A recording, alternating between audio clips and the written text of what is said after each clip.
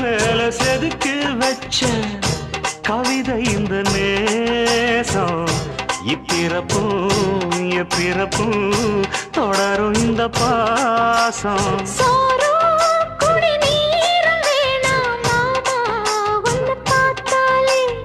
ஆறும்